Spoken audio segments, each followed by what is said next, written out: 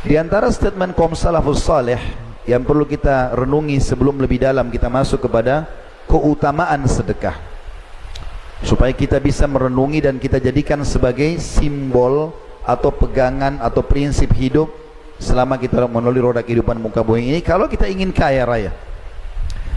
Umar bin Khattab berkata, sesungguhnya amal itu saling berbangga satu sama yang lain. Sesungguhnya amal baik itu, amal soleh berbangga satu sama yang lain. Lalu sedekah berkata, akulah yang paling baik di antara kalian. Begitu juga dengan Abdul Aziz bin Umair rahimahullah berkata, salat itu akan menyampaikan dirimu setengah perjalanan. Puasa menyampaikan dirimu ke pintu gerbangnya sang Raja Allah. Dan sedekah akan menyampaikan dirimu ke hadapan sang raja itu. Uqbah bin Amir meriwayatkan sebuah hadis radhiyallahu anhu bahwasanya Nabi SAW bersabda, kullu mri'in fi dhilli sadaqatihi hatta yufsala bainan nas, au qala hatta yuhkamu atau yuhkama bainan nas. Setiap orang pada hari kiamat nanti di mahsyar, di mana sangat panas, orang tenggelam dengan keringatnya sendiri, di bawah naungan sedekahnya hingga manusia diadili oleh Allah Subhanahu wa taala.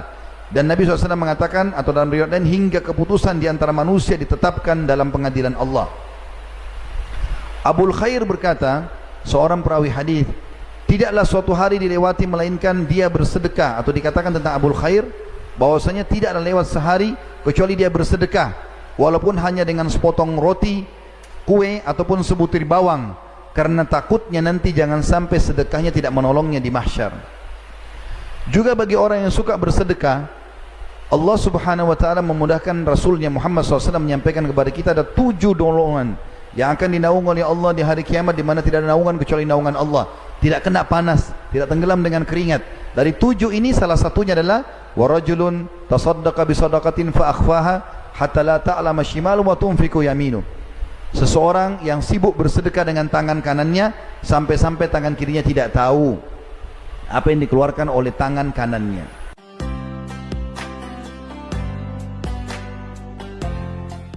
Kalau seorang muslim ingin termotivasi mengerjakan sebuah ibadah, maka kata kuncinya sederhana. Cari tahu janji Allah di ibadah itu, yaitu kalau bahasa ceramahnya fadilah. Siapa di antara kita ingin supaya rajin sholat malam misalnya, maka sebelum dia kerjakan sholat malam, dia tinggal mencari keutamaan sholat malam. Karena wahyu berbicara dengan hati manusia, maka dengan izin Allah dia akan termotivasi untuk mengerjakan sholat malam. Tarik itu ke semua ibadah. Nanti Ramadan sebentar lagi insya Allah akan masuk, baca keutamaan Ramadan. Ingin rajin baca Quran, baca keutamaan Al-Quran, haji dan umrah, bakti dengan orang tua. Semua ibadah cari tahu keutamaannya, karena itu akan mendongkrak dan memotivasi kita untuk mengerjakan. Sebagaimana juga saudaraku seiman, kalau kita ingin meninggalkan sebuah dosa, pelanggaran agama, maka kata kuncinya adalah membaca ancaman Allah. Kalau kita baca misalnya tentang, oh ternyata orang berzina itu dihukum seperti ini, orang riba dihukum seperti ini, dan semua dosa-dosa kita baca, maka secara otomatis dengan izin Allah kita akan meninggalkan dosa itu. Karena kita niatnya sekarang majelis ilmu teman-teman, maka kita perlu sedikit mengingatkan tentang keutamaan majelis ilmu. Butuh poin sederhana, ikhlas karena Allah Subhanahu wa taala. Bagi tadi yang hadir di sini karena diajak oleh temannya, ikhlaskan karena Allah, bukan karena teman mengajak. Bagi yang datang ke sini hanya sekedar ingin testimoni saja, mau ngetes, enak gak sih hadir di majelis ilmu? Ganti niatnya sekarang sebelum kita memulai karena Allah. Bagi yang datang hanya seremoni saja, meramaikan majlis, diganti niatnya karena Allah Subhanahu wa taala. Yang tidak enak sama atasannya, orang tuanya, mertuanya, lingkungannya, maka semua harus diganti karena Allah Subhanahu wa taala. Kapan niatnya bukan karena Allah, tidak akan ada keutamaannya. Di antara keutamaan majlis ilmu, hadis hasan diriwayatkan oleh Al-Baihaqi, kata Nabi SAW, siapa yang keluar menuntut ilmu ikhlas karena Allah, akan dicatatkan baginya pahala haji lengkap. Duduk antara maghrib isya seperti ini, mungkin dilanjutkan dengan sedikit habis isya, seperti kita sudah menyelesaikan ibadah haji yang biayanya besar, waktunya lama, butuh energi. Juga dalam hadis yang lain, hadis sahih, kata Nabi SAW, kalau orang duduk di majelis ilmu, maka sebelum mereka bubar, para malaikat akan berkata, bubarlah dalam kondisi dosa-dosa kalian diampuni.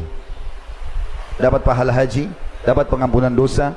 Juga dalam hadis Bukhari yang lain, kata Nabi SAW, tidak ada orang yang berkumpul di rumah-rumah Allah dan mereka mempelajari ayat-ayat Allah, kecuali akan turun malaikat yang membawa rahmat dari langit, dan Allah akan turunkan ketenangan jiwa pada mereka.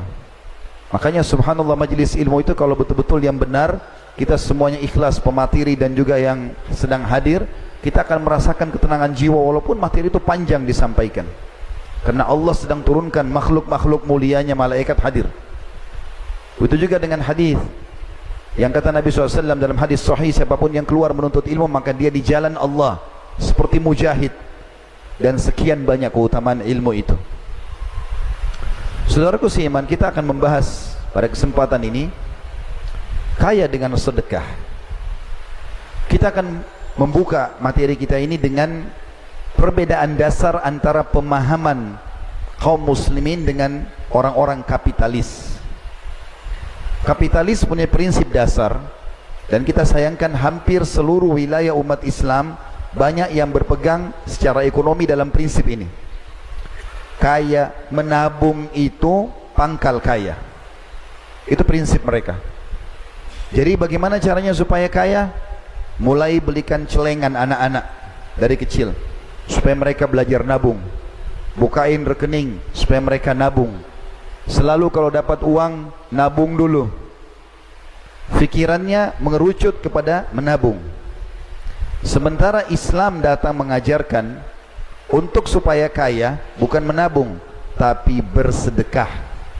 Kira-kira saudaraku seiman, ketemu nggak antara menabung dengan sedekah? Menabung berarti menyimpan, sedekah berarti apa? Mengeluarkan. Ketemu nggak kira-kira? Jadi mulai sekarang teman-teman kalau memberikan uang kepada anak-anak, bukan disuruh masukkan ke celengan dia pribadi, tapi bawa ke masjid. Suruh kamu masukkan di celengan masjid. Suruh traktir temannya di sekolah. Kalau ada temanmu yang lapar, nak, belikan. Kalau ada temanmu yang pakaiannya robek, belikan. Selalu kita ajarkan sedekah, karena konsep kita seperti itu. Keluarkan, kau akan dapat. Makin banyak kita keluarkan, maka makin banyak juga rezeki Allah datang. Ini sebabnya kenapa kita pilih judul ini, karena terlalu banyak umat Islam yang terpengaruh dengan pemikiran kapitalis ini, sehingga kalau tidak ada uang di rekeningnya, rasanya belum mampu, belum puas. Padahal kalau kita mengorek kisah para salafus saleh dari kalangan sahabat, seperti contoh Talha bin Ubaidillah radhiyallahu anhu, salah satu dari sahabat yang dijamin 10 orang masuk surga. Beliau mendapatkan keuntungan yang sangat banyak, hartanya menumpuk dari perdagangannya. Maka dia gelisah, nggak bisa tidur. Istrinya bernama Su'dah radhiyallahu anha itu kemudian mengatakan, ada apa wahai suamiku? Apa yang membuatmu memiliki beban seperti ini? Maka kata Talha, nggak ada masalah. Kau sebaik-baik istri dalam Islam. Maksudnya kau sudah cukup banyak mengabdi dengan aku. Kata dia, kalau begitu coba sampaikan, mungkin saya bisa bantu. Kata Talha radhiyallahu anhu, hartaku sudah terlalu banyak, keuntungan melimpah, aku jadi beban nih. Apa jawaban istrinya? Dan ini jawaban istri yang salihah, yang menjadikan akhirat sebagai targetnya. Setiap muslimah wajib mengambil pelajaran dari statement ini. Dia mengatakan, untuk apa jadi beban pikiran hai suamiku? Sedekahkan. Bukan seperti sebagian wanita, sebentar, jangan sedekah dulu. Saya mau beli tas, mau beli gelang, mau beli baju, mau beli begini, sisa 2.000 sedekah. Lalu si suami istri ini sibuk membungkus-bungkus uang itu sampai habis satu malam. Dan jumlahnya 600 dirham. 600.000 dirham ini miliaran rupiah. Mereka bersedekah. Toh ternyata setelah habis uang Talha, besok perdagangannya makin untung, melimpah lebih banyak. Untuk menguatkan apa yang saya sampaikan ini, ada hadis Bukhari menjelaskan masalah itu. Baginda Nabi SAW pernah berkata, dulu sebelum kalian dari Bani Israel ada 2 orang bersahabat, mereka berdua. Kemudian Allah Subhanahu wa ta'ala menguji mereka dengan peceklik, panas sekali, sampai tidak ada hujan dan sulit untuk panen tanpa air. Maka kata Nabi SAW, salah satu dari 2 sahabat ini, yang satu melihat ada awan lewat di atas kebunnya dan dia mendengar suara. Riwayat lain menjelaskan itu adalah suara para malaikat. Allah buat dia mendengar suara itu. Maka dia mendengar mengatakan suara itu, turunkanlah hujan di kebunnya si Fulan. Fulan ini di sebelah, temannya dia. Lalu dia penasaran, diikuti awan itu. Dia jalan, ternyata betul awan itu mampir di kebun temannya di sebelah. Dan uniknya, turun hujan hanya di kebun temannya saja. Dia sendiri gak kena. Hujan hanya di situ. Semua yang lain satu kota ini gak ada yang dapat. Lalu apa yang terjadi? Kata Nabi SAW, dia tanya temannya, kau apakan kebunmu ini? Dia bilang, ini jawaban dia, rahasianya kenapa dia bisa mendapatkan hujan di saat peceklik. Bagi yang berusaha, saya dengar di sini dekat dengan pasar, para saudaraku pedagang kaum muslimin, mau kaya, grafik bisnis Anda naik terus, sedekah, tidak ada yang lain. Itu investasi termahal. Maka kata Nabi SAW, yang punya kebun berkata, hasil dari perdaganganku, bukan modalnya, hasilnya aku bagi menjadi 3. Sepertiganya aku sedekahkan dulu, sepertiganya aku berikan kebutuhan keluargaku, dan sepertiganya lagi aku kembalikan ke tambahan modal. Gara-gara itu grafiknya naik terus. Saya punya pengalaman dengan ipar saya. Kebetulan adik beliau nikah sama kakak saya perempuan, tinggal di Ternate. Saya pernah ada acara pengajian di sana, di Maluku. Habis selesai ceramah malam hari, sekitar jam 10 malam, saya duduk ngobrol berdua. Tiba-tiba ada suara, kena pakai atap seng, ada suara seperti batu yang sangat keras jatuh, ribut seng itu. Maka saya kaget, dia tertawa, senyum. Lalu dia mengatakan, itu mangga saya yang sudah matang jatuh. Ustaz mau? Ayo kita makan berdua. Orang sana mengatakan itu mangga madu. Saya tidak tahu di sini bilang apa, tapi di Jakarta juga bilang mangga mana lagi. Biasanya kalau dipotong ada seperti ada titik-titik madunya, manis sekali. Saya makan, memang manis sekali mangga itu, Masya Allah. Mungkin saya bisa katakan belum pernah saya makan mangga semanis itu. Maka selesai habis makan, udah kami istirahat. Habis sholat subuh, waktu syuruk saya pulang ke rumahnya. Kemudian tiba-tiba saya bilang, bisa nggak saya lihat pohonnya? Diizinkan saya ke belakang, lewat dapur ke belakang. Subhanallah, saya lihat pohon itu, saya nggak bisa lupa. Sekarang ini seperti kebayang pohon itu. Tingginya mungkin hanya 3 meter pohon itu, tidak lebih. Pendek, 4 meter lah ya, kurang lebih. Buahnya itu banyak sekali. Dan saking banyaknya itu sampai memberatkan pohon itu, sampai mau kena ke paving blok di belakang rumahnya itu. Penuh, banyak, Masya Allah. Kalau melihat poster tubuh mangga, pohon mangga ini kayaknya nggak mungkin buahnya sebanyak itu, menurut saya. Nah, saya pun senang dengan tanaman. Maka yang terjadi adalah, saya tanya, Masya Allah, saya bilang buahnya banyak sekali. Apa yang, bibit apa yang antum pakai ini? Maka dia bilang sama saya, biasa saja, saya biarkan begitu. Apa yang saya bisa kasih? Cuma memang saya tidak pernah tahan orang mengambil mangga ini. Ternyata pohon mangga itu, teman-teman, setengahnya tangkainya masuk ke dalam rumah dia, setengahnya menjulang keluar tembok. Jadi yang menjulang di luar tembok, siapapun lewat boleh ambil. Anak kecil ambil, orang lewat ambil, mungkin ada orang ambil untuk jual, terserah dia. Dia sedekahkan. Subhanallah, gara-gara itu sepanjang tahun mangganya nggak pernah berhenti berbuah. Kita tahu mangga itu kan setahun sekali berbuah ya. Makanya orang, mudah-mudahan di sini tidak ada, tapi kalau ada yang biasa mangganya baru berbuah 3 sudah dibungkus dengan kresek plastik, karena bakhil harus mengubah pola itu. Bagaimana bisa berbuah banyak sementara dia sudah sangat perhitungan dengan masalah itu? Baik teman-teman sekalian, itu mukaddimahnya, pembukaan kenapa saya membahas masalah kaya dengan bersedekah. Sedekah sendiri sebenarnya itu satu kosakata dengan sedekah atau sidq, jujur, ya. Kenapa kok sedekah itu dipakai di sesuatu yang kita keluarkan? Imam Nawawi rahimahullah menjelaskan masalah itu. Beliau mengatakan disebut sebagai sedekah apapun yang dikeluarkan di jalan Allah, dari baju, makanan, pakaian, kendaraan, karena ia merupakan bukti atas kepercayaan pelakunya atau kebenaran, dalam bahasa Arabnya sidq, terhadap keimanannya baik lahir maupun batin. Maka sedekah itu adalah keyakinan terhadap kebenaran yang dia yakini. Makanya apa yang kita keluarkan kalau kita ikhlas karena Allah diistilahkan dengan sedekah. Padahal sebenarnya dari bahasa satu kosakata sama sidq atau jujur dan percaya.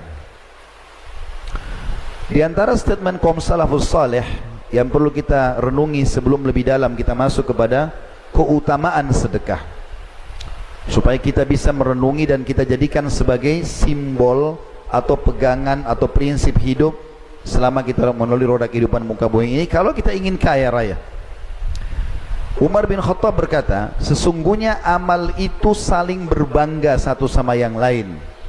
Sesungguhnya amal baik itu, amal soleh berbangga satu sama yang lain.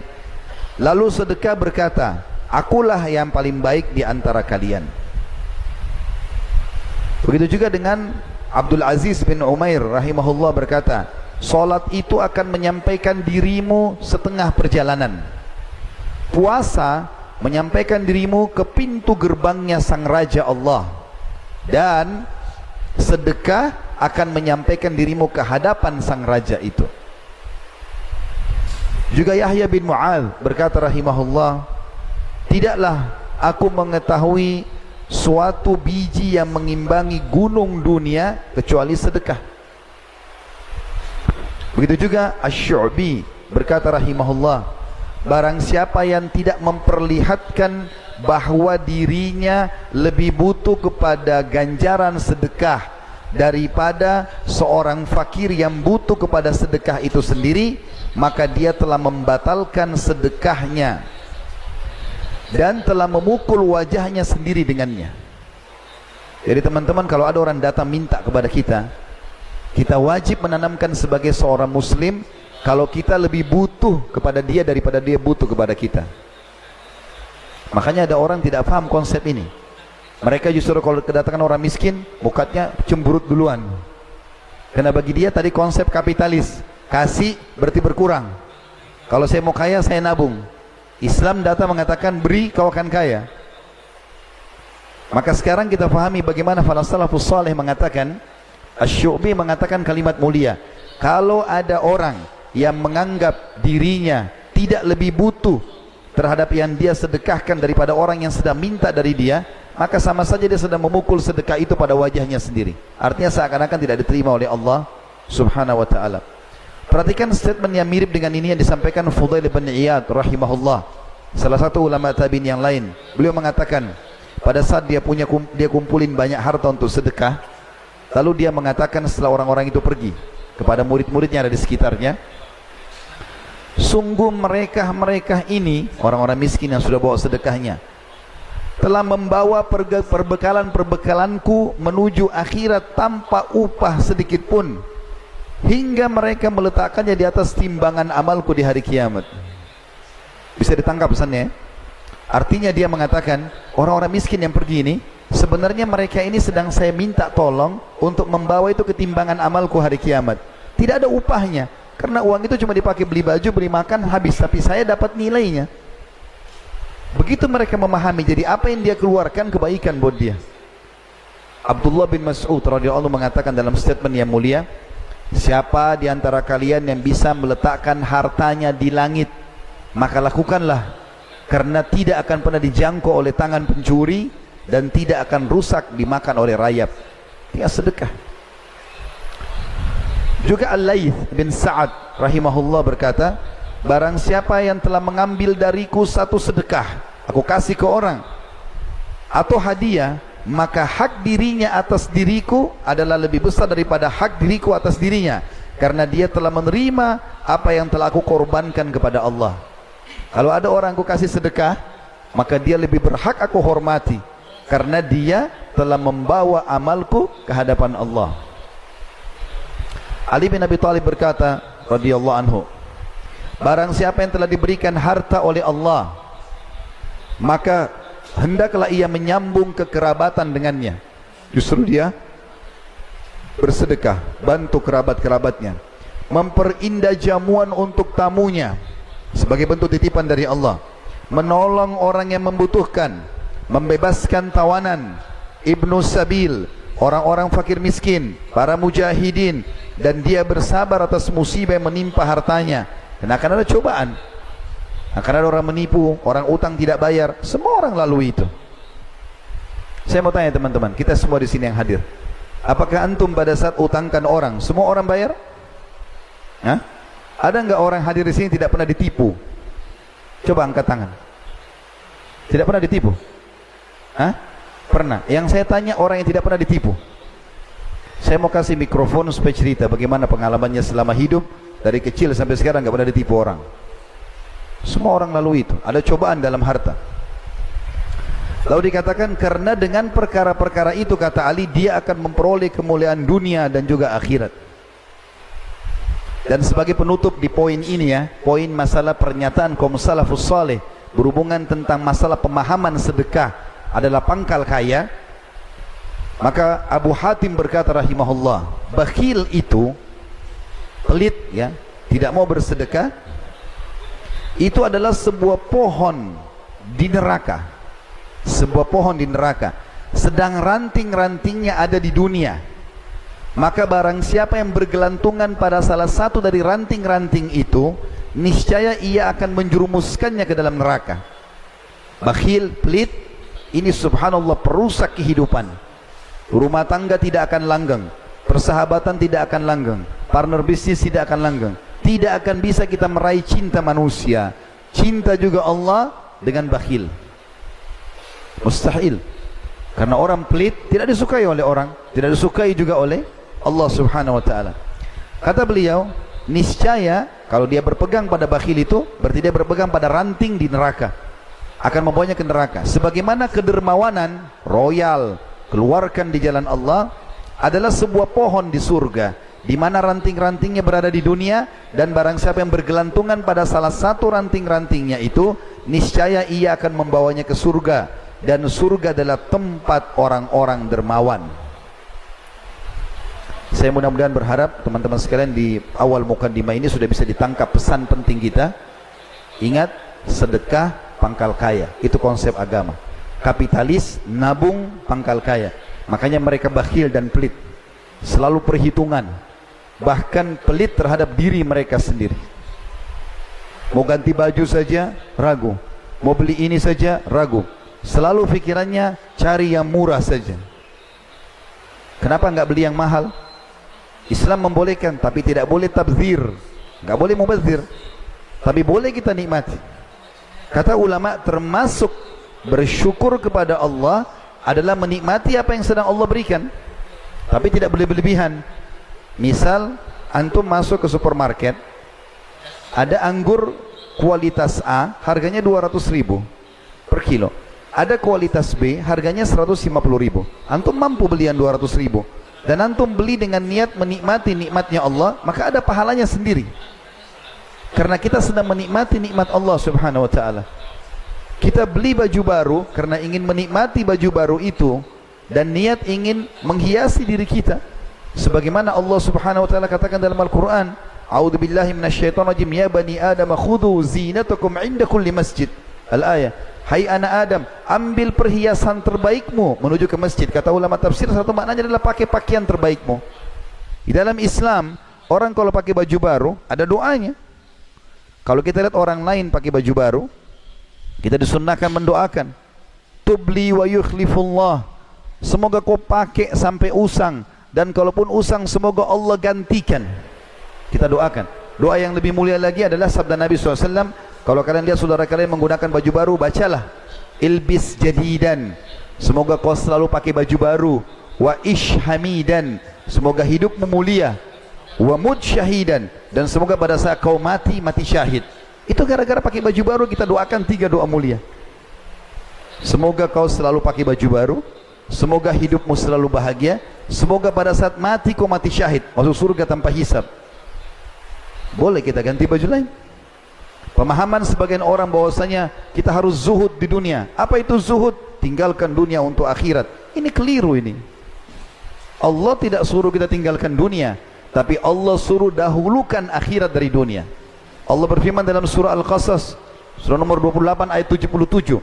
A'udzu billahi minasyaitonir rajim. Wabtaghi fima ataqallahu ad-daral akhirah wa la tansa nasibaka minad dunya. Al-ayah.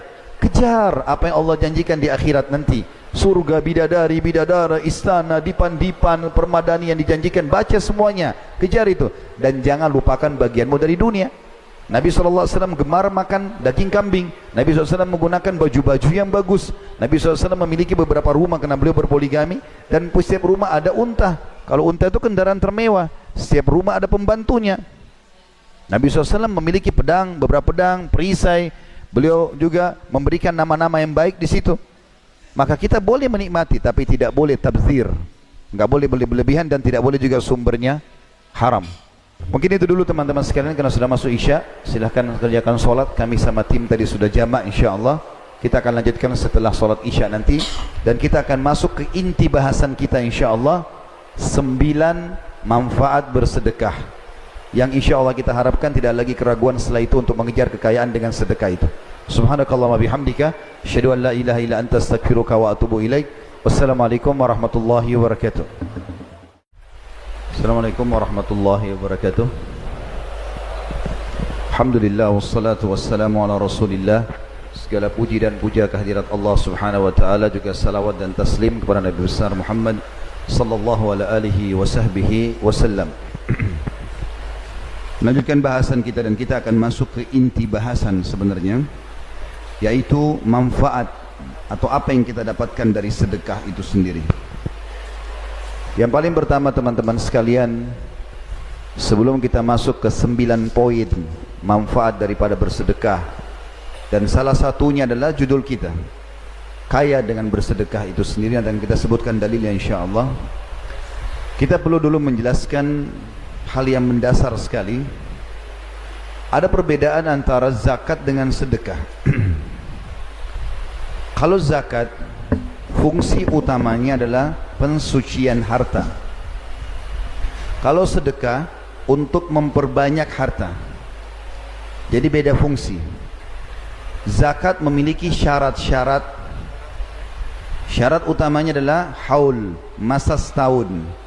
Dan teman-teman menentukan sendiri haul itu. Misalnya sekarang menjelang Ramadan nih, teman-teman niatkan di masjid ini, haul saya Ramadan tahun lalu.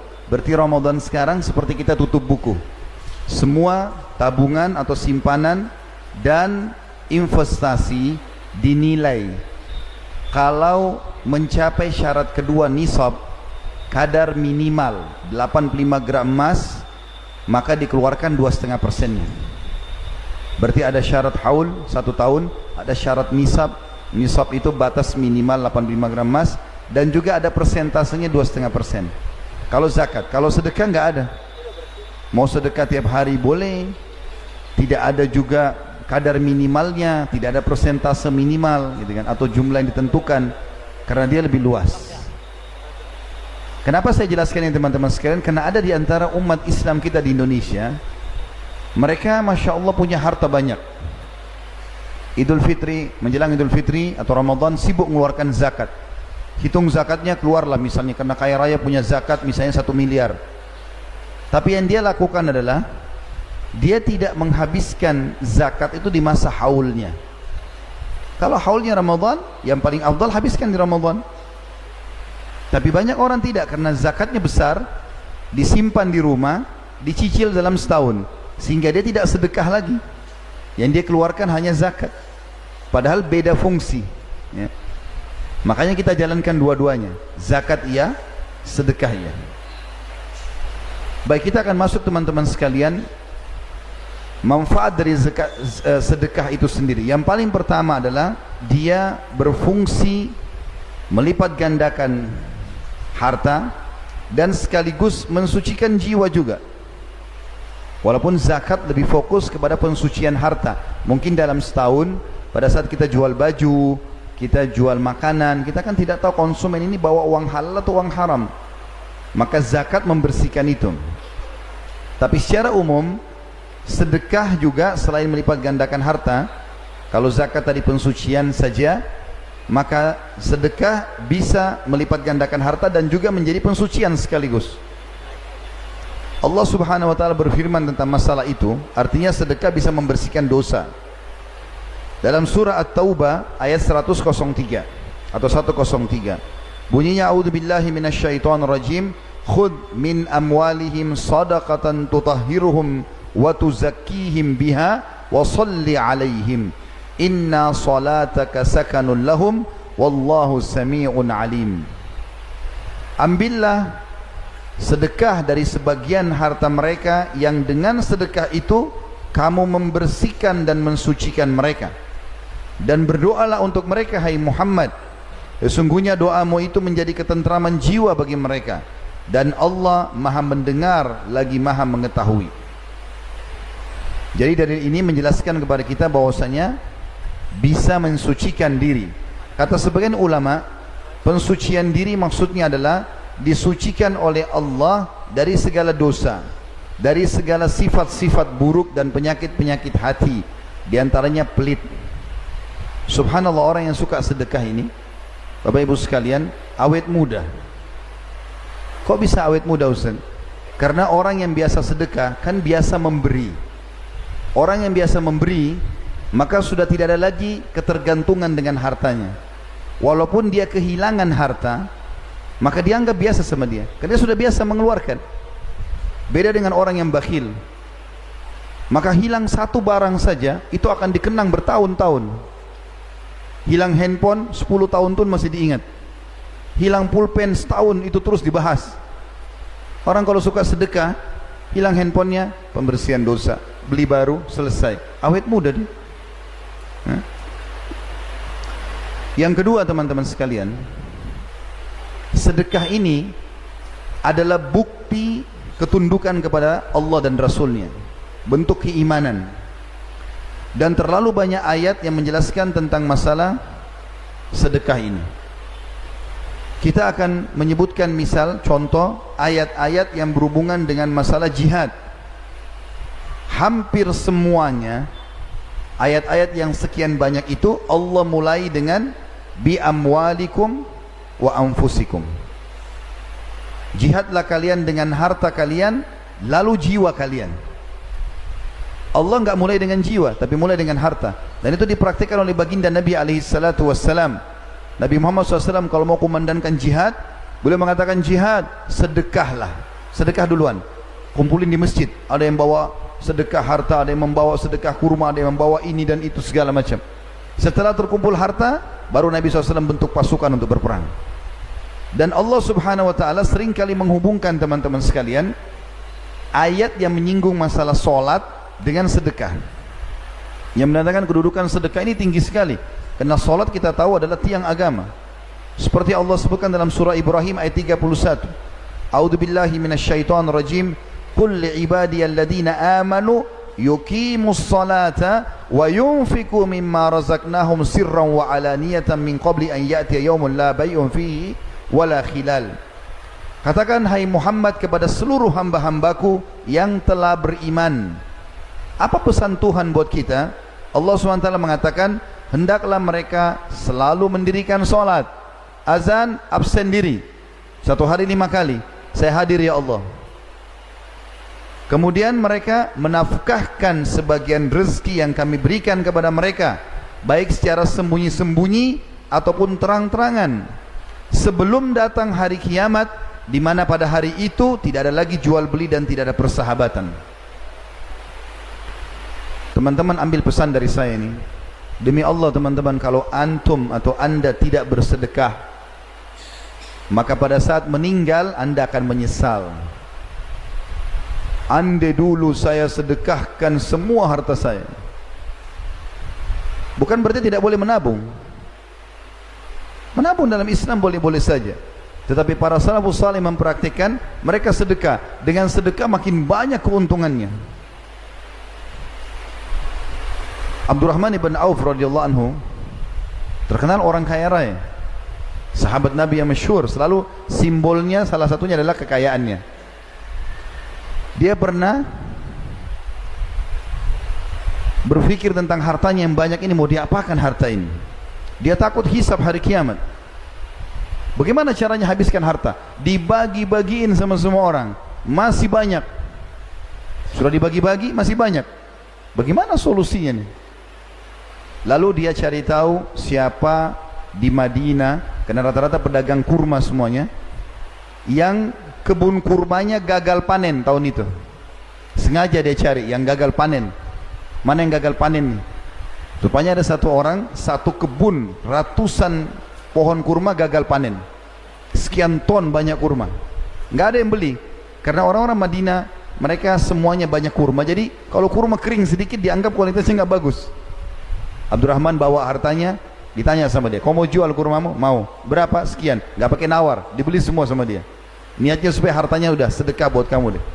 Lalu kurma kering ini niat mau dibagi-bagi buat orang.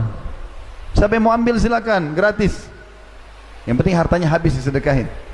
Rupanya tidak ada yang mau ambil kurma, karena kurma kering. Dianggap kurma kurang bagus kualitasnya. Dan di Madinah orang bisa beli kurma banyak. Abdurrahman berpikir, harta sudah saya sedekahkan, tapi ada kurma kering tertinggal nih.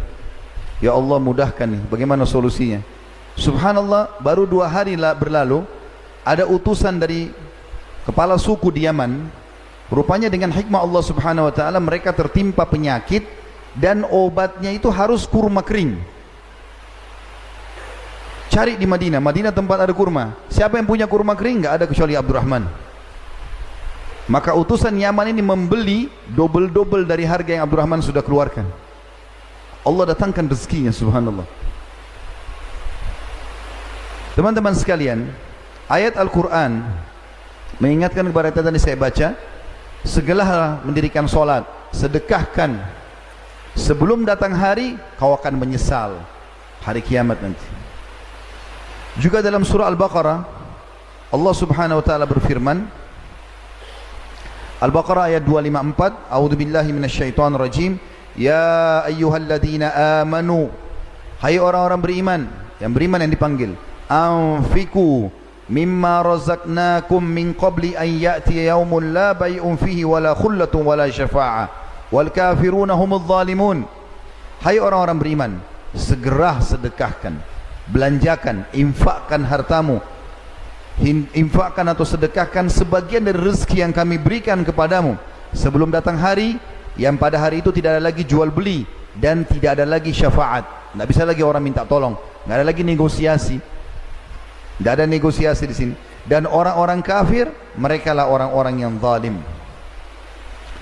Juga dalam surah Al-Munafiqun ayat 10 yang menjelaskan tentang menyesalnya orang nanti kalau lihat kematian dan tidak sempat bersedekah. Al-Munafiqun ayat 10 bunyinya, A'udzubillahi minasyaitonir rajim, wa anfiqu mimma razaqnakum min qabli an ya'ti ahadakumul mautu fayaqul rabbi laula akhartani ila ajalin qaribin fa asaddaqa wa akum minas salihin. Dan belanjakanlah sebagian dari apa yang kami berikan kepadamu sebelum datang kematian kepada salah seorang di antara kamu. Lalu dia berkata, pada saat lihat malaikat maut, baru dia berkata, ya Rabbku, mengapa engkau tidak menangguhkan kematianku sampai waktu yang dekat, yang menyebabkan aku dapat bersedekah dan aku termasuk orang-orang saleh. Jadi subhanallah, salah satu yang membuat penyesalan yang mendalam bagi orang mati, kenapa enggak sempat sedekah. Ini yang kedua. Yang ketiga, manfaat daripada sedekah. Seorang mukmin akan dilindungi oleh sedekahnya pada hari kiamat, di mahsyar. Perlu kita gambarkan dulu teman-teman sekalian, nanti ada hari kebangkitan. Salah satu rukun iman kita yang kelima, iman kepada hari kiamat. Rentetannya adalah paketnya, dari kematian, prosesi kematian, ketemu dengan malaikat maut, dicabut terus segala macam, masuk di kuburan, kehidupan alam barzah, taman dari taman surga kalau orang beriman, atau lubang dari lubang neraka kalau orang kafir atau fasik. Kemudian hari kebangkitan, Allah SWT bangkitkan kita sebagaimana sabda Nabi SAW, Allah akan turunkan hujan dan akan menimpa tulang-tulang ekor kalian sehingga kalian tumbuh seperti tumbuhnya tanam-tanaman atau sayur-sayuran. Lalu ada hisab, timbangan amal, baik atau buruk. Kalau baik dia selamat, kalau buruk maka dia akan dihukum, lalu surga dan neraka. Paketnya hari kiamat. Nah di mahsyar nanti teman-teman, kita semuanya akan berdiri di mahsyar dan itu sangat panas.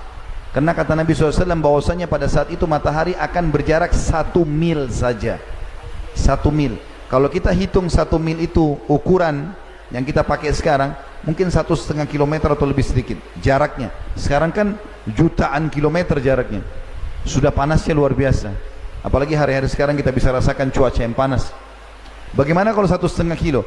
Bahkan sahabat yang merawi hadis mengatakan, saya demi Allah tidak tahu apakah 1 mil itu jarak ukuran yang biasa kita ukur, atau 1 mil istilah yang dipakai oleh wanita untuk meletakkan celak di matanya. Jadi biasa kalau perempuan mau pakai celak, kan ada kayunya ya, ada alatnya itu, dicelupin di celaknya, kemudian dekatkan dengan bulu matanya. Kalau dia sudah letakkan dekat bulu matanya seperti ini untuk digosok gitu, maka ini namanya mil dalam bahasa Arab juga. Bisa saja seperti itu. Makanya Nabi SAW mengatakan dalam hadis yang sahih, ya'rukun nasu yaumal qiyamah hatta yadhhabu arakuhum fil ardi 70 dhira'a wa yuljimuhum hatta yabluga adhanahum. Pada hari kiamat manusia akan berkeringat hingga ngalir sejauh 70 hasta keringat mereka, dan akan menenggelamkan mereka hingga mencapai telinga mereka. Ibnu Hajar rahimahullah menanggapi hadis ini sambil mengatakan, barang siapa yang memperhatikan kondisi tersebut, bahwasanya orang akan ditenggelam dengan keringatnya. Bahkan dalam hadisnya dikatakan orang akan tenggelam dengan keringatnya sesuai dengan kadar dosanya. Ada yang tenggelam sampai mata kakinya, ada yang tenggelam sampai lututnya, ada yang sampai perutnya, ada yang sampai tenggorokannya, dan ada yang tenggelam sampai seluruh tubuhnya. Tapi orang lain nggak kena, dia sendiri karena panasnya. Kata Ibnu Hajar rahimahullah, barang siapa yang memperhatikan kondisi tersebut, niscaya ia akan mengetahui betapa besarnya goncangan pada hari itu, di mana neraka mengelilingi tanah padang mahsyar dan matahari didekatkan sekitar 1 mil jaraknya dari kepala manusia. Maka bagaimana kondisi panasnya bumi pada saat itu? Dan keringat mereka akan mengalir pada padang Sahara hingga mencapai 70 hasta ya. Berarti sekitar 30 meter dalamnya. Padahal setiap manusia tidaklah menempati sebuah tempat sebatas tanah yang dia pijak saja. Dan bagaimana kondisi manusia pada saat itu dengan keringat dan peluh mereka, padahal mereka berbeda-beda kadar peluhnya, belum asin, belum bau, segala macam. Sesungguhnya hal itu adalah suatu perkara yang membuat akal berkesima, dan manusia sangat membutuhkan naungan pada saat itu. Oleh karena itu perlu kita renungi hadis Uqbah bin Amir radhiyallahu anhu. Setelah tahu keadaan mahsyar begitu, Uqbah bin Amir meriwayatkan sebuah hadis radhiyallahu anhu bahwasanya Nabi SAW bersabda, kullu mri'in fi dhilli sadaqatihi hatta yufsala bainan nas, au qala hatta yuhkamu atau yuhkama bainan nas. Setiap orang pada hari kiamat nanti di mahsyar, di mana sangat panas, orang tenggelam dengan keringatnya sendiri, di bawah naungan sedekahnya hingga manusia diadili oleh Allah Subhanahu wa taala. Dan Nabi SAW mengatakan, atau dalam riwayat lain, hingga keputusan di antara manusia ditetapkan dalam pengadilan Allah. Abul Khair berkata, seorang perawi hadis, tidaklah suatu hari dilewati melainkan dia bersedekah, atau dikatakan tentang Abul Khair bahwasanya tidaklah lewat sehari kecuali dia bersedekah, walaupun hanya dengan sepotong roti, kue, ataupun sebutir bawang, karena takutnya nanti jangan sampai sedekahnya tidak menolongnya di mahsyar. Juga bagi orang yang suka bersedekah, Allah Subhanahu wa taala memudahkan Rasulnya Muhammad SAW menyampaikan kepada kita ada 7 golongan yang akan dinaungi oleh Allah di hari kiamat, di mana tidak ada naungan kecuali naungan Allah, tidak kena panas, tidak tenggelam dengan keringat. Dari 7 ini salah satunya adalah warajulun tasaddaqa bisadaqatin fa akhfaha hatta la ta'lama shimalu ma tunfiqu yaminu. Seseorang yang sibuk bersedekah dengan tangan kanannya sampai-sampai tangan kirinya tidak tahu apa yang dikeluarkan oleh tangan kanannya. Saya teman-teman sekalian, yang keempat, manfaat dari sedekah. Sedekah itu akan menghindarkan dari musibah dan menjauhkan dari kematian buruk atau su'ul khatimah. Di dalam hadis diriwayatkan oleh Abu Umamah radhiyallahu anhu bahwasanya baginda Nabi alaihissalatu wassalam bersabda, "Sana'iul ma'ruf taqiyu masari'as su' wa sadaqatus sir tudfi'u ghadabar rabb wa silatur rahim tazidu fil umur." Artinya, perbuatan-perbuatan baik, ketaatan-ketaatan kepada Allah akan menghindarkan diri dari pintu-pintu keburukan, musibah, cobaan. Semua orang, kata ulama hadis, yang rutin bersedekah, setiap ada cobaannya tertepis atau dia jadi mudah melewatinya. Sedekah yang tersembunyi itu bisa meredam amarahnya Rabb. Kalau dia buat salah kan biasanya Allah marah, Allah akan hukum dia, tapi enggak jadi Allah hukum karena sedekahnya. Dan menyambung silaturahim akan menambah umur. Hadis ini sanadnya hasan, diriwayatkan oleh At-Tabarani. Ibnu Abu Ja'ad rahimahullah menanggapi hadis ini sambil mengatakan, sesungguhnya sedekah benar-benar akan menghindarkan seseorang dari 70 pintu keburukan. Bahkan ada hadis Nabi SAW yang diriwayatkan oleh Anas bin Malik radhiyallahu anhu yang berbunyi, inna sadaqata la tudfi'u ghadabar rabb wa tadfa'u an mitati su'. Ketahuilah sesungguhnya sedekah itu, kata Nabi SAW, dapat memadamkan amarah Rabb. Kalau ada orang buat dosa, Allah akan hukum, tapi karena dia sedekah, Allah hilangkan murkahnya itu dan menghindarkan dia dari kematian buruk. Ibnu Arabi Al-Maliki berkata, yang dimaksud dengan hakikat kematian buruk adalah kematian dalam kondisi melakukan kemaksiatan. Dan Al-Mubarak Furi berkata, Al-Iraqi berkata, secara zahir maksud kematian buruk adalah kematian yang mana Rasulullah sallallahu alaihi wasallam berlindung kepada Allah darinya, berupa hancur, kehancuran, jatuh, tenggelam, kebakaran, tergoda syaitan saat menghadapi maut, dan terbunuh saat lari dari medan perang. Semua itu bisa seseorang selamat karena sedekahnya. Juga dalam hadis Bukhari, Nabi SAW mengatakan, sesungguhnya dosa-dosa akan terlintas dalam hidup kalian, dan itu akan dimaafkan dengan solat, puasa, dan sedekah. Jadi dia membersihkan kesalahan-kesalahan tersebut. Kata ulama, orang yang rutin bersedekah Allah akan selamatkan. Yang penting sedekahnya dari sumber yang halal. Perlu teman-teman garis bawah juga poin penting, kita kuatkan di poin keempat ini. Sedekah yang paling afdal adalah sedekah yang sumbernya benar, halal, dikeluarkan di jalan yang benar. Antum kerja, dagang, halal, modalnya halal, produknya halal, sistemnya halal, dikeluarkan, sumbang untuk masjid, rumah anak yatim, bakti orang tua, jamu tamu, itu yang paling afdal. Dan ini yang bisa menyelamatkan dari masalah.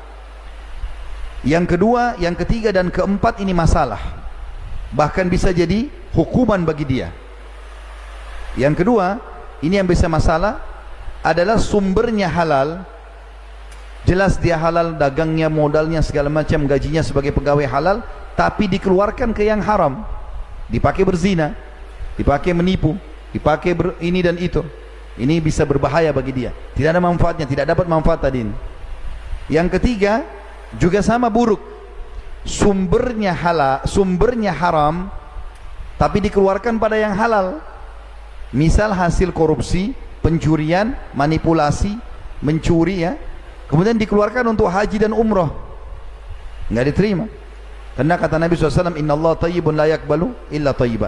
Allah suci dan bersih, tidak terima kecuali suci dan bersih. Yang terakhir, yang keempat, yang paling buruk, sumbernya haram, keluar yang haram, hasil pencurian dipakai berzina. Ini yang paling berat. Oleh karena itu kita harus fokus, harta kita harus sumbernya halal, kemudian dikeluarkan pada yang halal. Nabi SAW mengatakan, ni'ma malus salih biyadi abdis salih. Sebaik-baik harta adalah yang saleh, yang halal, yang baik, kemudian di tangan orang yang saleh, karena dia akan keluarkan pada kebaikan-kebaikan. Yang kelima, sedekah itu akan menjadi bukti tentang keimanan dan saksi pada hari kiamat. Disebutkan dalam sebuah hadis Nabi SAW, dan hadis ini diriwayatkan oleh Imam Muslim, at-tuhuru syatrul iman, walhamdulillahi tamla'ul mizan, wa subhanallahi walhamdulillahi tamla'ani atau tamla'u ma bainas samawati wal ard, wassalatu nur, wassadaqatu burhan, wassabru diya, wal qur'anun hujjatun laka aw alaik, kullun nasi yakdu fabayu nafsahu famu'tikuha aw mubikuha. Terjemahannya, bersuci itu bagian daripada iman. Maaf cebok, dari buang air besar, buang air kecil. Bersuci dari badan, pakaian, tempat. Disunnahkan oleh Nabi SAW, bahkan itu adalah bagian daripada keimanan. Mandi wajib dari junub, mandi Jumat bagi laki-laki, kemudian mandi haid dan nifas bagi perempuan. Itu bagian daripada keimanan. Alhamdulillah, yang sering diucapkan akan memenuhi dan memberatkan timbangan. Subhanallah walhamdulillah, kalau ditambah dengan alhamdulillah, digabungkan dengan subhanallah, maka akan memenuhi pahalanya antara langit dan bumi. Seringnya orang mengucapkan subhanallah alhamdulillah gitu kan. Kemudian salat itu akan menjadi cahaya, sedekah itu akan menjadi bukti dan saksi pada hari kiamat, sabar itu pelita hidup, sedangkan Al-Quran itu adalah hujjah untuk memberimu pahala kalau kau baca dan amalkan, dan hujjah akan menghukummu apabila kau mengabaikannya. Ingatlah kata Nabi SAW, setiap manusia berusaha dan menjual dirinya, maka di antara mereka ada yang membebaskan dengan kebaikan dan ada yang menghancurkan dengan kemaksiatan. Saksi bahasan kita, as-sadaqatu burhan. Sedekah itu adalah bukti nyata tentang keimanan dan akan jadi saksi pada hari kiamat.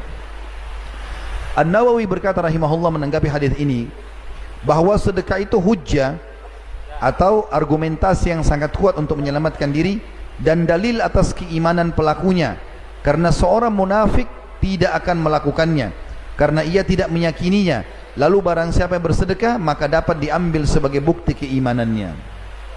Yang keenam, sedekah itu adalah tebusan untuk menyelamatkan seseorang dari api neraka. Beranjak daripada sebuah riwayat yang sahih, bahwasanya Nabi SAW bersabda, Nabi Yahya alaihissalam pernah berkata kepada kaumnya, wa amurukum bis sadaqah, aku perintahkan kalian untuk bersedekah, rutinkan dan jangan perhitungan dalam masalah itu. Fa inna mathala dzalika kamathali rajulin asarahul adu fa awthaku yadahu ila unukihi wa qaddamuhu liyadribu unuqah. Karena perumpamaan seseorang nanti hari kiamat seperti orang yang sedang ditawan oleh musuh, lalu kedua tangannya dibelenggu di lehernya, dan mereka membawanya untuk dipenggal lehernya. Faqal ana afdihi minkum bil qalili wal katsir fafada nafsahu minhum. Lalu kemudian dia berkata, aku akan menebus kalian dengan harta-hartaku ini. Lalu kemudian dia terus menebus hartanya atau dirinya sampai Allah selamatkan dia. Dan ini sebuah keutamaan tersendiri karena Allah Subhanahu wa taala menyelamatkan dia. Riwayat ini diriwayatkan Tirmidzi dan dikatakan sanadnya hasan. Ibnu Qayyim berkata rahimahullah menanggapi hadis ini, hal ini juga merupakan perkataan yang mana burhannya, bukti nyatanya adalah keberadaannya, dan dalilnya, maksudnya orang kalau lakukan itu bukti tentang keberadaannya, dan dalilnya adalah kejadiannya. Karena sedekah itu memiliki pengaruh yang menakjubkan dalam hal menolak berbagai macam bencana, walaupun dari seorang yang jahat atau seseorang yang berbuat zalim, bahkan dari seorang kafir, karena Allah Ta'ala akan menolak darinya berbagai macam bencana dengan sedekah.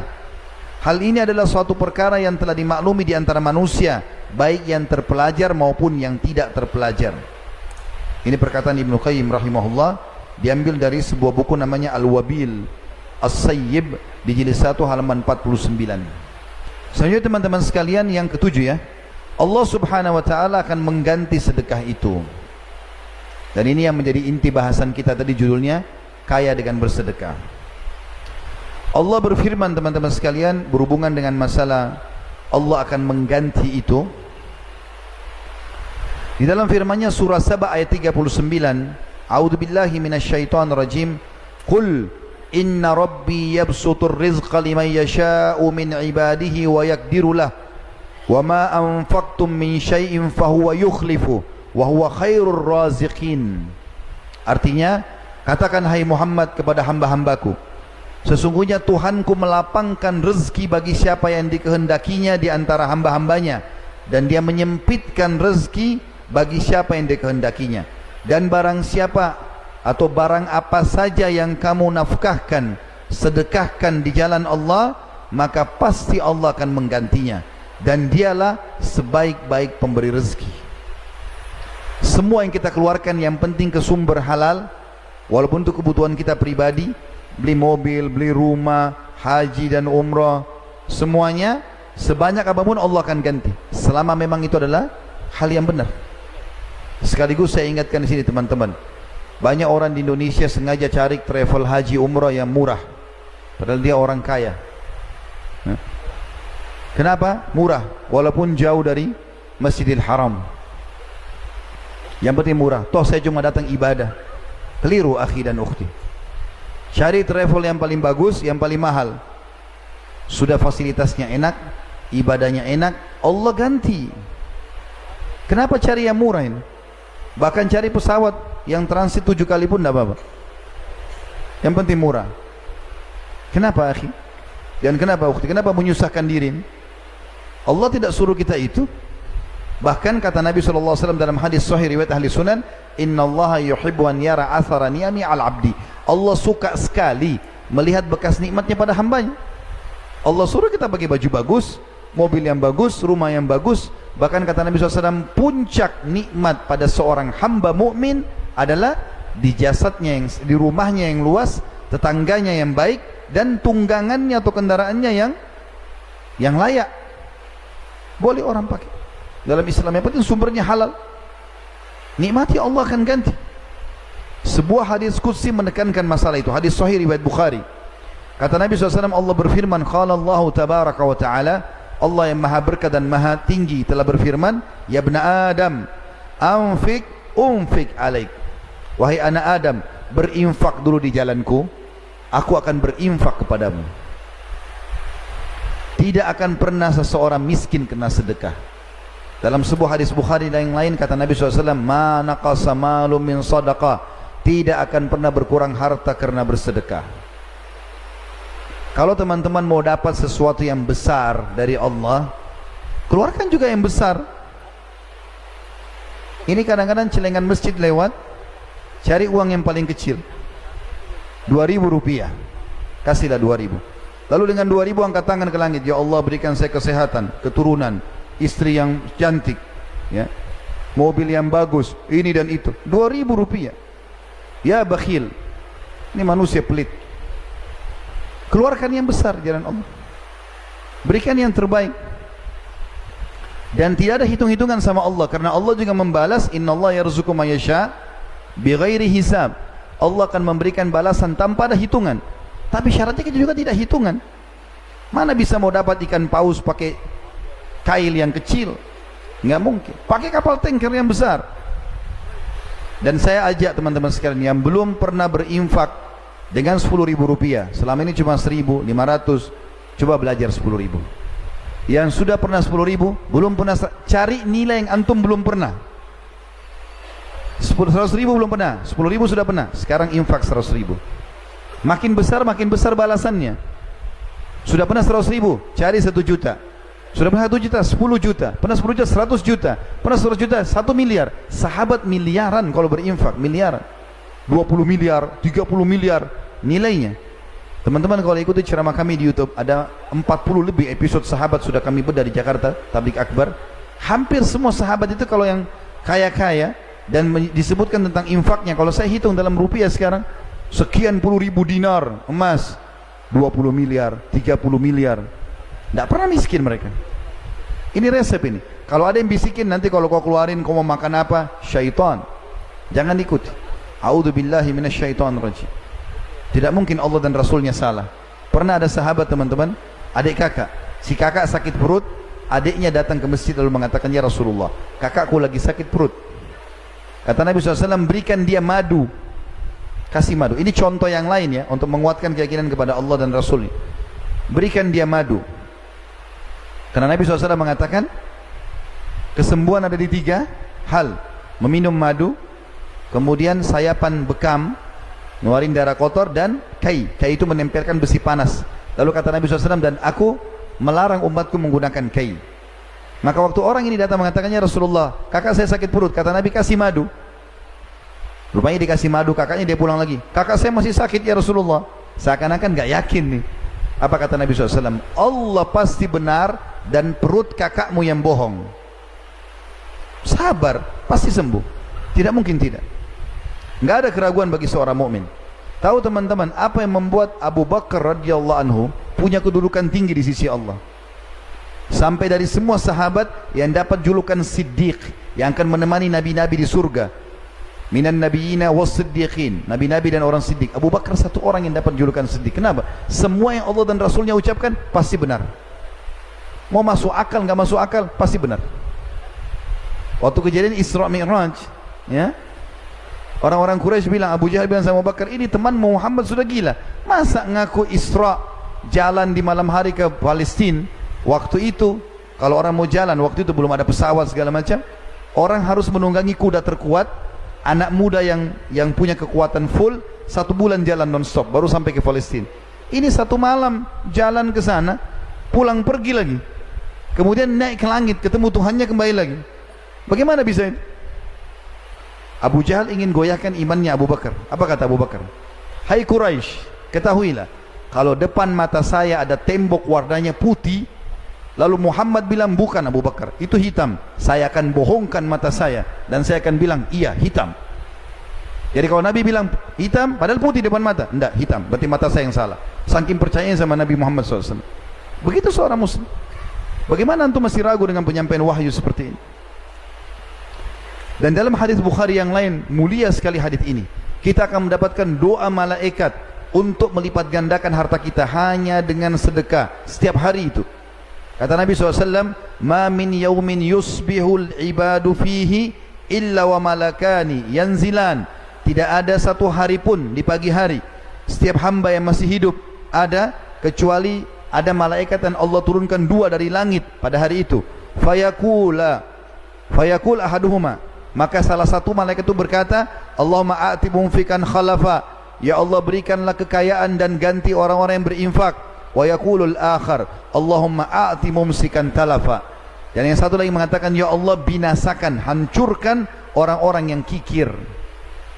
Imam Nawawi berkata rahimahullah menanggapi hadis ini, para ulama berkata, infak tersebut adalah dalam ketaatan, akhlak-akhlak yang terpuji untuk keluarga dan tamu, sedekah-sedekah dan sebagainya, dan tidak pada hal-hal yang tercela atau mubadzir berlebih-lebihan.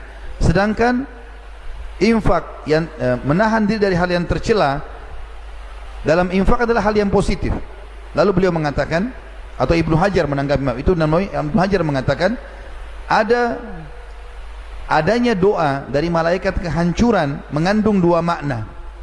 Tadi kan malaikat yang satu mengatakan, ya Allah gantikan dan luaskan rezeki orang yang berinfak, yang satu mengatakan binasakan dan hancurkan orang yang kikir. Kata Imam Ibnu Hajar rahimahullah mengandung 2 makna Allah hancurkan di sini. Yang pertama, dihancurkan hartanya sendiri. Yang kedua, dihancurkan jiwanya. Artinya Allah buat dia sakit, buat masalah segala macam karena tidak pernah berinfak itu. Ini resep yang sangat luar biasa teman-teman sekalian. Yang kedelapan, tentu tinggal 2 saja. Yang kedelapan adalah sedekah itu termasuk yang tidak akan pernah terputus setelah meninggal orang. Hadis yang masyhur yang sudah kita tahu sama-sama. Hadis ini diriwayatkan oleh Imam Muslim. Idza mata ibnu Adam inqata 'amaluhu illa min 3. Kalau anak Adam meninggal dunia, terputus sumber pahalanya kecuali dari 3 sumber yang pasti. Lalu Nabi SAW sebutkan yang pertama, shadaqatun jariyah, sedekah yang dikeluarkan yang terus bermanfaat, wakaf tanah, bangunan masjid, rumah anak yatim, Al-Quran yang dibaca, segala macam, jalan, jembatan, itu semuanya. Au ilmin yuntafa'u bih, atau ilmu yang bermanfaat yang disebarkan. Awaladin salihin yad'ulah, atau anak soleh yang mendoakan dia. Kata para ulama, perhatikanlah baik-baik wahai saudaraku dari hadis ini. Ternyata Nabi SAW menyebutkan yang paling pertama membuat selalu pahala kita bertambah setelah kita meninggal adalah sedekah. Jangan pernah mengkhayal ahli waris akan sedekah buat kita. Mungkin ada kalau kita wasiatkan, tapi berapa banyak? Tidak akan sama kalau kita yang sedekahkan. Ada kisah nyata di Saudi teman-teman terjadi. Ini kisah nyata dinukil oleh seorang doktor bernama Muhammad. Beliau dosen di Ummul Qura dan beliau pernah berkata tentang kisah ini. Saya dengar ceramahnya dan saya nukil kepada Bapak Ibu sekalian. Maka beliau mengatakan ada satu orang kejadian di Saudi, orang kaya raya luar biasa kayanya. Triliunan mungkin hartanya, banyak, maaf, miliaran. Kalau saya tidak salah dia tinggalkan harta waktu itu kalau kita hitung rupiah 600 miliar. Dia meninggal. Tapi tidak ada istri, nggak ada anak. Saking cintanya sama harta, nggak mau takut istrinya nanti ambil hartanya pun nggak menikah. Dia meninggal tiba-tiba, subhanallah, tinggalkan sekian banyak hotel, banyak peninggalan harta. Dan tidak ada kerabatnya, dicari tahu, nggak ada kerabatnya. Untuk dia meninggal, nggak ada yang urus jenazahnya. Pemerintah yang ambil urus jenazahnya sampai dimakamkan, cari tahu mana keluarganya ini. Sampai pengadilan agama di Saudi mengambil alih hartanya itu, disimpan dulu. Telusuri, mana keluarganya ini. Sampai ditemukan ada 3 orang yang mungkin bisa kena ahli warisnya, karena orang-orang dekatnya nggak ada, saudaranya sudah nggak ada, orang tuanya nggak ada semua. Yang jauh ada sepupu-sepupu jauhnya. Dapat 3 orang ini, panggil di pengadilan. 3 ini kebetulan orang susah. Lalu kemudian hakimnya mengatakan, apakah kalian tahu kenapa saya panggil ke sini? Kata 3-nya, kami tidak tahu. Mereka takut jangan sampai ada pelanggaran nih, mau dipenjara, mau apa gitu kan. Lalu kata hakimnya, apakah kalian tahu si fulan? Disebut namanya si mayit ini. Mereka bilang, iya, ada hubungan kerabat dengan kami. Tetapi kami tidak banyak kenal dia, karena setiap kali kami undang dia tidak datang. Kami pun tidak pernah diundang ke rumahnya, kami tidak tahu. Kata hakimnya, dia baru saja meninggal. Dan dia meninggalkan harta yang cukup banyak. Harta yang cukup banyak. Harta itu kami sudah cari, nggak ada ahli waris kecuali kalian bertiga nih. Maka kami akan berikan kepada kalian. Bayangkan teman-teman, orang miskin tiba-tiba dapat 200 miliar satu orang. 1 miliar itu 1000 juta. Nggak kerja, nggak apa ini. Masing-masing 200 miliar, 200 miliar, 200 miliar. Tanda tangan, ceknya akan cair. Waktu mereka mau keluar dari pengadilan, ini saksi bahasan, perhatikan baik-baik. Apa kata hakimnya? Sebentar, sebelum kalian pergi. Ada saran dari saya saja, kata hakim. Kata mereka bertiga, apa itu? Ini kan si mayit, rahimahullah, semoga Allah rahmati, meninggal tinggalkan harta banyak. Seperti kalian lihat ini, sekian beratus miliar. Maka saran saya, dia tidak sempat bangun masjid dan buat amal. Bagaimana kalau kalian keluarkan masing-masing 300 ribu real, ya sekitar 1 miliar lah ya. Satu orang 1 miliar, berarti 3 miliar. Lalu bangunkan buat dia masjid. Artinya kalau 1 miliar satu orang, masih ada 199 miliar masing-masing. Apalagi ini uangnya si mayit, gitu kan? Apa jawaban mereka bertiga? Yang satu bilang, saya sudah lama hidup melarat, sekarang saya mau hidup senang. Artinya nggak mau keluarkan 1 miliar, padahal bukan duitnya. Yang satu lagi bilang, saya punya utang banyak, saya mau bayar utang saya. 1 miliar nggak mau dikeluarin, utangnya nggak mungkin sampai sebesar itu, tapi nggak mau. Yang satu lagi mengucapkan kalimat, ini juga buruk, tapi kita ambil pelajaran. Dia bilang apa? Wahai hakim, ketahuilah, orang ini semasa hidupnya tidak pernah memberi manfaat buat dirinya sendiri. Dia nggak pernah sedekah nih orang, nggak pernah bangun masjid. Bagaimana kami bisa bantu kasih sedekah dia sementara dia sudah mati? Artinya mereka buruk 3-nya nih. Lalu pergi tidak ada yang membantu sama sekali. Tapi pelajaran kita, jangan kita menjadi mayit seperti mayit ini. Karena nggak pernah sedekah semasa hidup, kita tinggalkan harta, ahli waris pun tidak ada yang mau sedekah buat kita. Kalau kita saja nggak mau bangun masjid, apalagi ahli waris, lebih jauh lagi. Kita hanya dikenang hari pertama, hari kedua mati. Sebulan, setahun, lama-lama sudah nggak ada lagi dikenang. 10 tahun sekali baru dikenang mungkin. Maka yang tertinggal adalah amal yang kita lakukan. Makanya teman-teman sekalian, sebuah hal yang sangat mulia, kaum salafus saleh ya, itu selalu bersedekah.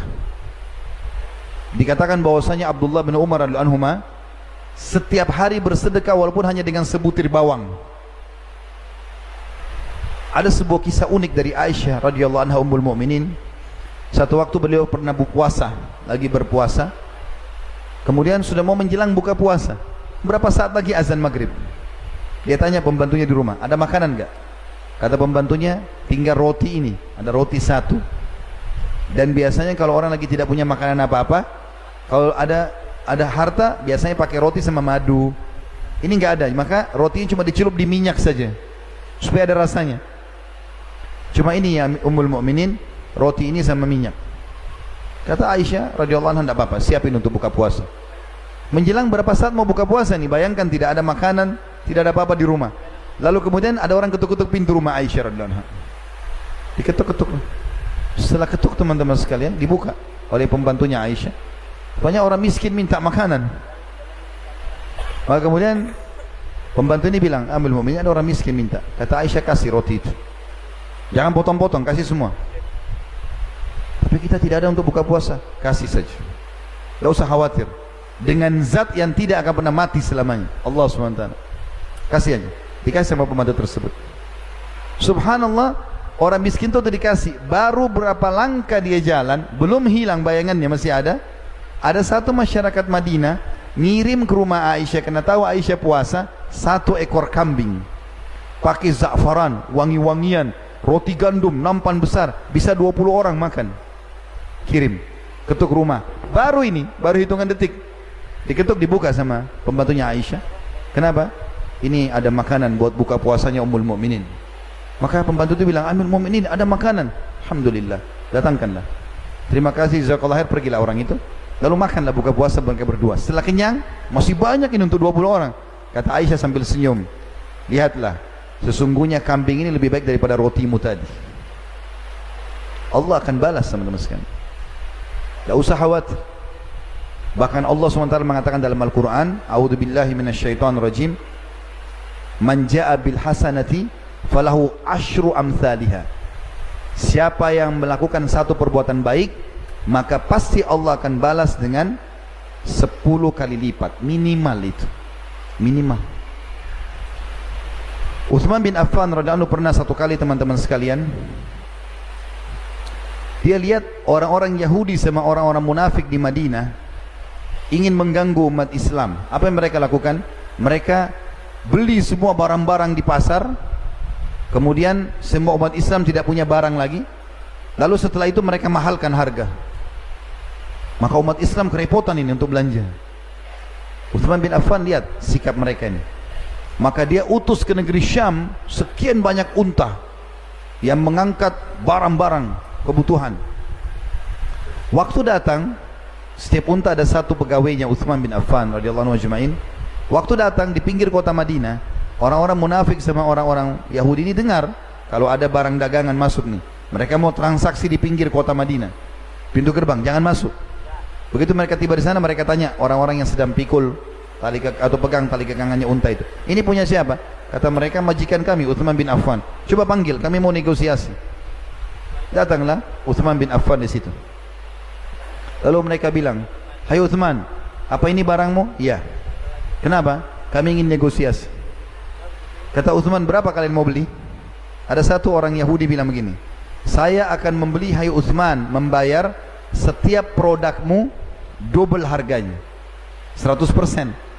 Kalau 1 dirham jadi 2 dirham, langsung untung. Nggak usah pas di pasar ditata, dan saya beli semua ini. Sekalian saya beli semuanya, untung langsung. Kata Utsman, saya mau lebih. Ada orang satu lagi bilang, 2 kali lipat, 200%. 1 dirham jadi 3 dirham, 10 dirham jadi 30 dirham. Semua saya beli. Kata Utsman, saya mau lebih. 3 kali lipat. Ada yang nyaut, saya ingin lebih. Terakhir ada satu orang Yahudi bilang begini, hai Utsman, yakinlah tidak ada orang tawar lebih daripada saya. Saya kasih kamu 5 kali lipat setiap produk, 500%. Bayangkan kalau kita beli barang 100.000, dia beli 500.000 atau 600.000 satu barang. 5 juta menjadi 25 juta atau 30 juta. Semua dibeli. Kaya raya mendadak ini. Kata Utsman, saya mau lebih. Kata si Yahudi ini, dari mana Utsman kau dapatkan orang mau lebih? Dia bilang, kalian mau tahu siapa yang bisa beli lebih dari kalian? Mereka bilang, tentu saja mau tahu siapa nih orang kaya yang mau lebih beli. Maka Uthman mengatakan kepada pegawai-pegawainya, panggil seluruh umat Islam di Madinah, semuanya, jangan terkecuali. Panggil. Lalu kemudian setelah datang, Uthman naik di atas sebuah batu tinggi lalu mengatakan, wahai muslimin, saksikanlah di hadapan Allah nanti kalau ini semua sedekah buat kalian. Ambil gratis. Maka di depan matanya orang Yahudi sama orang munafik ini, umat Islam mengambil, ambil keju, ambil gandum, ambil macam-macam, semua ambil gratis ini. Dan ini depan mata mereka keuntungan besar sebenarnya. Tapi Uthman bin Affan ingin tunjukkan kepada mereka bahwasanya ada sesuatu pesan yang penting berhubungan dengan Allah SWT, dan juga ingin mematahkan sikap mereka yang ingin mengganggu umat Islam. Setelah habis semua diambil, dan dalam beberapa athar dikatakan karena infak itu maka satu kota Madinah nggak butuh belanja di pasar sebulan. Akhirnya harga pasar jadi turun semua, gara-gara tadinya Uthman sudah bagikan makanan ini. Yang terjadi teman-teman sekalian, pada saat Uthman bin Affan sudah bagi-bagi itu, beliau balik ke arah orang-orang Yahudi dan munafik sambil mengatakan, apakah kalian tahu siapa yang membeli lebih dari kalian? Kata orang-orang Yahudi dan munafik itu, barang apa lagi yang kau mau jual? Sudah habis semuanya. Dia bilang, karena Allah membeli dari saya 10 kali lipat. Gak ada yang bisa beli 10 kali lipat. Dan dia ingin menunjukkan tentang hadis tersebut. Yang terakhir teman-teman sekalian adalah keutamaan yang ke-9, sedekah itu bisa menghapuskan dosa-dosa. Sebagaimana hadis Muadz bin Jabal radhiyallahu anhu disebutkan dalam Sunan Tirmidzi dengan sanad sahih, Nabi SAW bersabda, as-sadaqatu tudfi'ul khati'ata kama yudfi'ul ma'un nar. Sedekah itu menghapus kesalahan sebagaimana air memadamkan api. Jadi ada dosa-dosa yang dimaafkan oleh Allah karena sedekah. Abdullah bin Abbas, Abdullah bin Umar radhiyallahu anhum ajma'in berkata, kalau aku punya perkara yang belum selesai atau doaku belum diijabah, maka aku sengaja keluar mencari orang miskin untuk aku bersedekah padanya. Dan dengan itu Allah Subhanahu wa taala memudahkan urusanku. Sekian banyak keutamaan teman-teman sekalian. Resep yang sederhana, sedekah. Kalau untuk menginvestasi yang sebenarnya, lihat tuh kantong-kantong investasi yang besar orang-orang miskin di sebelah rumah yang tiap hari minta makanan di pasar. Mereka tempat-tempat investasi yang besar. Ini Ramadan, menjelang Ramadan, insyaallah besok kita akan bahas masalah menghidupkan Ramadan dengan amal-amal saleh. Perbanyak sedekah, buka puasain orang. Tadi saya dengar ada penawaran untuk infak karpet masjid, untuk infak renovasi ini, untuk penyelesaian ini. Tadi ketua masjid sempat bilang sama saya, masjid ini kami bangun dengan swadaya masyarakat. Kesempatan teman-teman. Kata Nabi SAW, man bana masjidan lillahi banallahu lahu baitan fil jannah. Siapa yang membangun masjid untuk Allah di muka bumi, Allah akan bangunkan istana baginya di surga. Istana di surga. Maka ada sahabat mengatakan, ya Rasulullah, tidak semua orang bisa berinfak sebesar itu. Maksudnya bangun masjid itu besar biayanya. Kayak ini kalau tidak salah sudah berapa? 22 miliar apa tadi dikatakan. Tidak semua orang bisa infak itu. Apa kata Nabi SAW? Pahala itu, istana di surga, akan dikasih oleh Allah walaupun orang membangun masjid di muka bumi, berinfak buat masjid hanya seperti sarang burung. Artinya kalau kita berinfak hanya bisa 10.000 rupiah, lalu digabungkan dengan uang-uang yang lain, dicampur jadi semen, jadi batu, kita juga dapat istana di surga. Dan Allah Maha Adil. Ini kalimat penutup saya. Allah Subhanahu wa taala Maha Adil teman-teman sekalian. Allah menilai sesuai dengan niat dan upaya kita. Pernah ada sahabat mengeluarkan infak 1 dirham, yang satu lagi 100 dirham. Beda jauh ini, 1 dengan 100. Maka Nabi SAW mengatakan, Allahu Akbar, Allah Maha Besar, 1 dirham mengalahkan 100 dirham. Artinya ini pahalanya lebih besar. Dengan suara keras. Maka sahabat ini mengatakan, ya Rasulullah, bagaimana kami memahami itu? Secara kuantitas jelas jumlahnya 100 lebih banyak daripada 1. Apa kata Nabi SAW? Karena yang berinfak, bersedekah 1 dirham tidak punya kecuali itu, maka Allah nilai dia bersedekah seluruh hartanya. Sementara yang berinfak 100 dirham punya banyak uang, sehingga 1 dirham jadi kecil. Antum cuma punya uang 10.000 di kantong, nggak ada uang lagi. Antum infakkan, Allah nilai antum berinfak seluruh harta. Ada orang mungkin berinfak 100 juta, tapi uangnya 20 miliar. 100 juta jadi kecil nilainya. maka Allah dengan kemahaadilinya menilai seperti itu dan akan membalas sesuai dengan kadar perbuatan kita. Oleh karena itu teman-teman, kaya itu diraih dengan sedekah. Allahu alam. Ini bahasan kita, semoga Allah SWT menjadikan kita mengamalkan dan bukan cuma mengucapkan. Baik, karena sudah jam 9 lewat, mudah-mudahan apa yang kita pelajari hari ini bermanfaat buat kita semua dan dijadikan kita semua ini adalah orang-orang yang mengamalkan bukan cuma mengucapkan. Semoga seluruh amal yang pernah kita kerjakan, yang sedang kita kerjakan dan akan kita kerjakan semuanya dipahala, diberikan pahala yang sempurna, dan semoga seluruh dosa yang pernah kita kerjakan kecil ataupun besar, nyata ataupun samar, ya, sengaja tidak sengaja, semua diganti oleh Allah SWT dengan menjadi pahala. Dan kita selalu mendoakan supaya negara kita menjadi negara yang aman, tentram, damai, seluruh umat Islam di bawah naungan ukhuwah Islamiyah, dan dalam ibadah mereka kembali kepada Al-Quran dan Sunnah, dan semoga Allah melunasi utang negara ini semudah-mudahnya, dan juga menggunakan kita pemimpin muslim yang adil kembali kepada Al-Quran dan Sunnah, dan semoga Indonesia menjadi contoh bagi negara yang lain. Sebagai penutup, selalu kita doakan saudara kita di Palestina, di Syria, di Yaman, di Irak, di Myanmar, di Ahsa, dimanapun mereka berada sedang tertindas. Semoga Allah ikhlaskan niat mereka, terima para syuhada mereka, mulakan Islam di tangan mereka dan tangan kita semua, dan semoga Allah ikut sertakan kita bersama mereka di pahala, baik dengan doa, dengan harta, juga dengan jiwa kita.